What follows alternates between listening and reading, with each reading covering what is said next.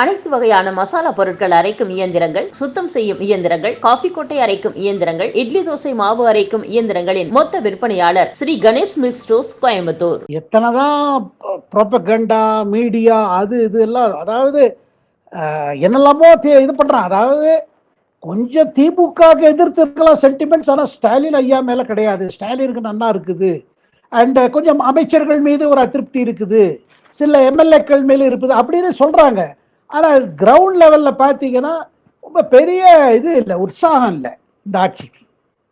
இந்த ஆட்சி தொடரணும்னு ரொம்ப ஆசைப்படுவதுக்கு இல்லை. ஸோ அதனால ஒரு ஒரு நிலைமை இருக்குது. எந்த நிலைமையில் இன்னைக்கு தேதியில் என்டிஏ தேசிய கூட்டணி, ஜனநாயக கூட்டணியோட இது எடப்பாடியார் தலைமையில் அதிமுகவோட முழு ஆர்கனைசேஷனோட கெப்பாசிட்டி ப்ளஸ் பிஜேபி அலையன்ஸ் இதெல்லாம் பார்க்கும் பொழுது ப்ளஸ் பாமகவோட இது, அது டாக்டர் அன்புமணி ராமதாஸ் வந்து சேர்ந்தது, இதெல்லாம் பார்த்தீங்கன்னா கிரவுண்டில் டெஃபினட்டாக ஒரு கரண்ட் ஆரம்பிச்சிருச்சு. இது எப்படி முடிய போகிறது இதில்? அதனால்தான் பாருங்க தொடர்ந்து இவர் அங்கே போப்புறாரு. இது திமுகவுக்கு சாதகமாக இருக்கிற இவங்க தான் முதல்ல ஆரம்பிச்சு விட்டாங்க இதை. அந்த குற்றச்சாட்டு எங்கேயோ ஒரு இடத்துல ஒன்று தெரியுது, என்னன்னா டிஎம்கே தலைமை கொஞ்சம் ஒரு ஜிட்ரியா இருக்காங்க. இந்த தேர்தலில் என்னெல்லாமோ சொல்றாங்க, 200 மேலே வந்துடும், அது வந்துடும், இது வந்துடும், தேர்தல் அவசியம் இல்லை, அப்படியெல்லாம் ஒரு பக்கம் பேசிட்டு இருந்தாங்க, அவ்வளோ கான்ஃபிடன்ஸ் காமிச்சாங்க.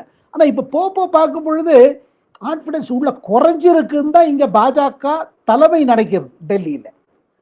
அதனால கொஞ்சம் கான்ஃபிடன்ஸ் இருக்கு. அதனால தான் அமித்ஷா என்ன நினைக்கிறாரு, எப்படியாவது, ஏன்னா அவர் ஒரு கங்கணம் கட்டிட்டு இருக்காரு, தமிழ்நாட்டில் திமுக திருப்பி வரக்கூடாது, மேற்கு வங்காளத்தில் மம்தா பானர்ஜி திருப்பி வரக்கூடாது, அந்த மாதிரி ஒரு இதில் இருக்காங்க.